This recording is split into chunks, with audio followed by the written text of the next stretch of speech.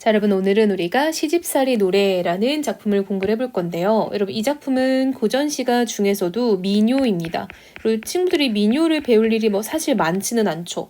시집살이 노래, 아리랑 이 정도를 배우는 게 좀 일반적이다 보니까 사실상 시집살이 노래는 매우 자주 기출에 나오는 작품이에요. 왜냐? 출제될 만한 민요가 많지는 않기 때문이다 라는 거죠. 그 중에서도 약간 좀 길이가 좀 있다 보니까 확실히 모의고사에 출제하기가 좀 좋은 것 같아요. 그쵸? 그래서 이거는 24년 수능특강에도 수록이 되어 있습니다. 그러니까 최근 수능특강, 즉 EBS 우리 이제 수능 연계 교재에도 올라와 있다라는 거는 잠재적 수능 출제 후보인 거죠. 그래서 그만큼 이 작품은 고전시가에서도 나름 인지도가 있고 꽤나 네임드 작품이라고 볼 수 있습니다. 자, 여러분 제목을 보면요. 이미 제재가 다 드러나 있죠. 그쵸? 이 글의 제재는요.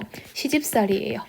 즉 여자가 시댁 가서 사는 걸 시집살이라고 하는데요. 그것이 굉장히 힘들었다라는 게 지금 내용으로 담겨 있답니다. 자, 우리 한번 읽으면서 볼게요. 여러분 민요에서 요가 노래잖아요.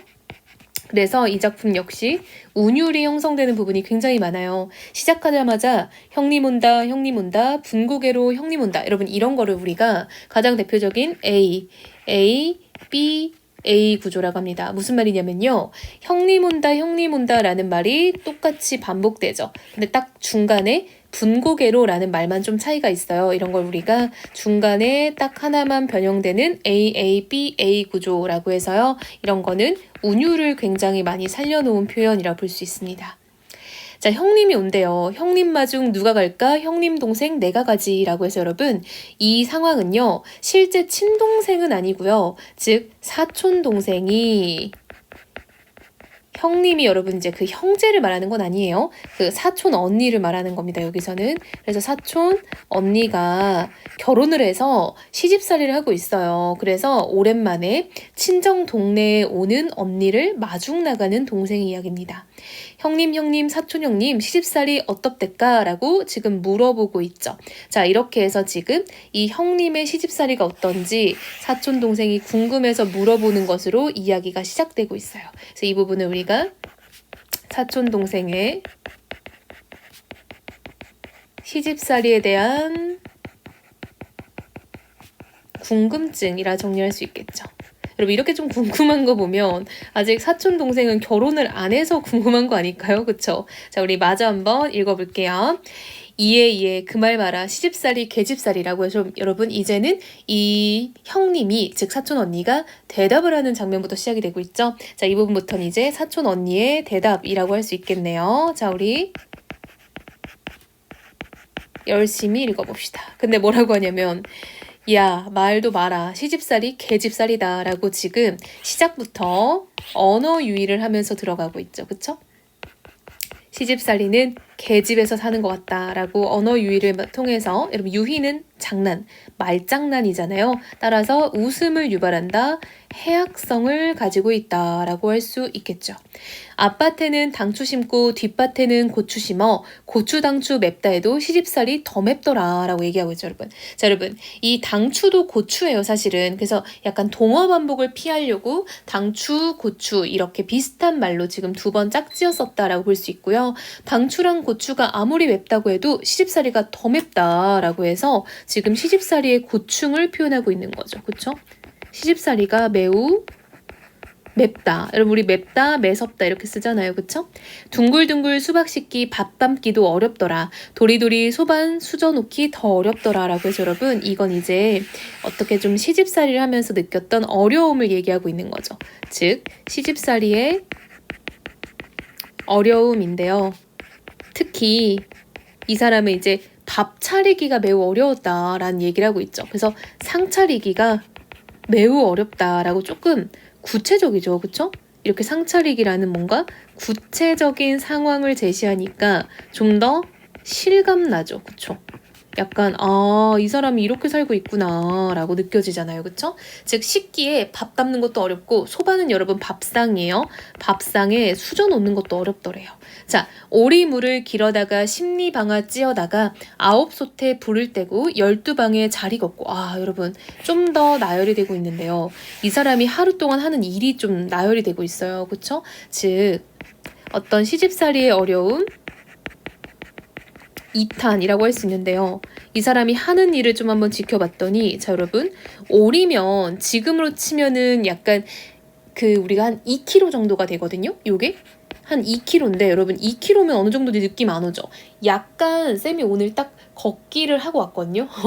양재천에서 한강을 걷고 왔는데 딱 걸으면은 쌤이 1km를 10분 동안 걷더라고요. 근데 이게 좀 약간 쌤은 이제 걸으려고 나간 거니까 평상시에 걸음보다 좀 빠르겠죠? 조금 빠른 걸음으로 1km가 10분이야. 그럼 2km가 20분이겠죠. 근데 여러분 얘는 지금 물을 길러 갔잖아요. 그럼 뭔가 뭐 예를 들면 양동이 같은 걸 들고 왔을 거 아니에요? 그러면 뭔가 손에 들고 있으니까 조금 더 걸음이 느려지겠죠. 그러면 20분 정도보단 더 많이 걸리겠다. 그래서 한 30분은 걸리지 않을까요? 심지어 여러분 물을 길어서 돌아오는 길은 무겁잖아요. 그럼 이제 거의 한 2배 걸리겠지. 그러면 한 1시간 30분 걸리겠죠. 그렇게 걸어왔다 오고요. 또 십리길을 가요. 이번에 이제 한 4km 되겠죠. 방아도지역. 그럼 여러분 이것도 곡물을 들고 갔다가 또 가로 들고 와야 되잖아. 그쵸?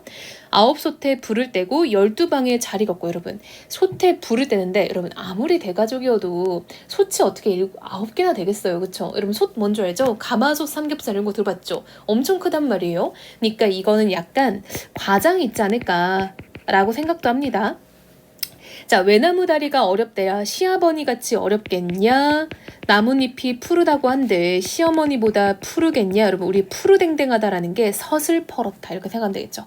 우리가 사람이 어떻게 푸르겠어요. 즉 그때 우리가 서슬퍼렇다라는 말을 써요.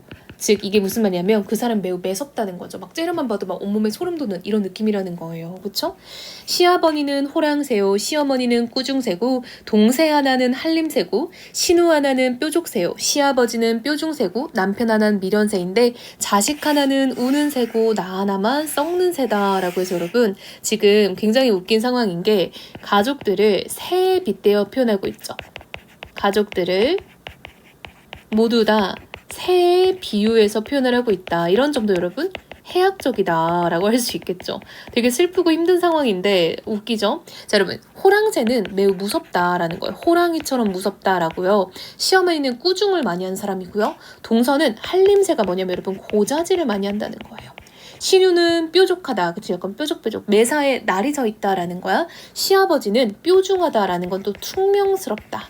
이렇게 보면 돼요. 근데 남편은 미련해요. 아유 남편은 남의 편이라더니 그쵸? 자식은 맨날 첫날 울고요. 나는 속이 썩어요. 이런 말입니다. 그쵸?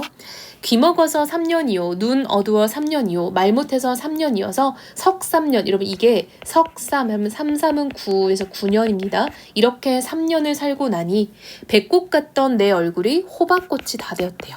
3단 같던 내 머리가 비사리춤이 다 되었대요. 백옥 같던 내 손길이 오리발이 다 됐대요. 그래서 지금 내가 과거에 비해서 매우 힘들게 일을 하다 보니까 변했다라는 거를 지금 여러 표현으로 지금 드러내고 있죠. 즉 여러분 직유법이 쓰이고 있는데요. 원래는 백곡 같았고 원래는 3단 같았고 원래는 백곡 같았다라는 건 여러분 여기 앞서 제시된 것들은 좀 긍정적인 요소라고 볼 수 있겠죠. 예쁘고 약간 긍정적으로 묘사되는 것들인데 지금의 나는 어때요? 호박꽃이 됐고요. 비사리춤이 됐고요. 오리발이 됐어요. 이런 건 다 여러분 좀 부정적인 속성이라고 볼 수 있겠죠. 즉 나는 이제 안 예쁘고 뭔가 보잘것없고 되게 볼품없는 것이 되었다라는 거예요. 그럼 여기서 말하는 그 비사리춤이라는 건요. 약간 좀 약간 너무 거친 그런 느낌을 말하는 거거든요. 거칠다? 거친 물건 같은 느낌이에요. 한마디로 내 머리털이 거칠게 막 푸석푸석해졌다 이렇게 보면 돼요.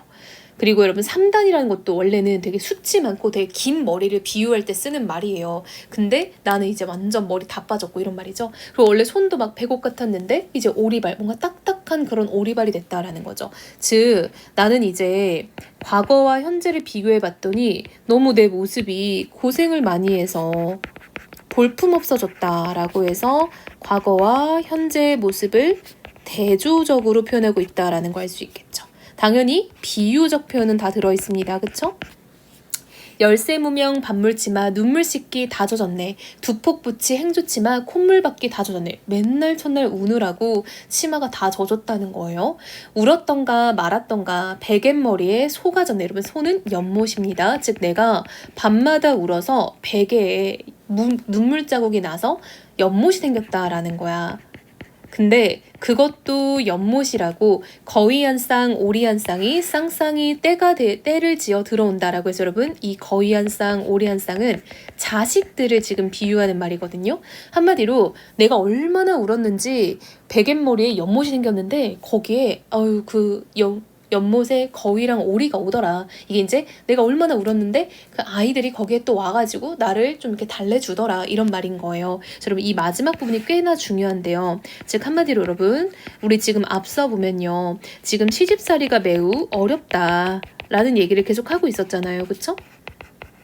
근데 이걸 어려워서 한탄만 하고 끝나는 게 아니라 마지막에 약간 해학적으로 아유 그것도 연못이라고 또 애들이 와가지고 나를 달래주네 라고 끝내는 거예요. 이런 거 우리가 해학적으로 승화한다 라고 얘기를 하거든요. 한마디로 낙관적으로 받아들인다, 수용한다 이런 느낌인 거예요. 그러니까 이런 게 여러분 우리 생각해보면 우리 한국에 약간 웃음으로 눈물 닦기 이런 말 들어봤죠. 이게 딱 우리나라 어떤 평민의 정서인 거예요. 즉 아무리 힘들고 좀 슬퍼도 그냥 울고만 있는 게 아니라 그것을 내가 잘 이겨내려는 태도라고 볼 수 있는 거죠. 한마디로 이것도 하나의 극복 의지가 된다라는 거예요. 그러니까 쟤는 바보야? 왜 힘든데 웃어? 이런 게 아니라 그것도 나를 이기는 방법이다.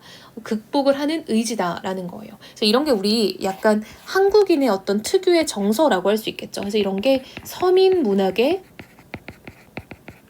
어떤 특유의 정서다라고 할 수 있어요. 우리 서민 문학에. 그래서 이 부분 역시 민요로서 우리 평민들, 우리나라의 어떤 민족들이 가지고 있었던 그런 고유한 특성이 나타난다라는 걸 알 수 있겠죠. 그래서 여러분 민요고요. 시집살이의 어려움에 대해서 이야기를 하고 있다라는 거 생각하면서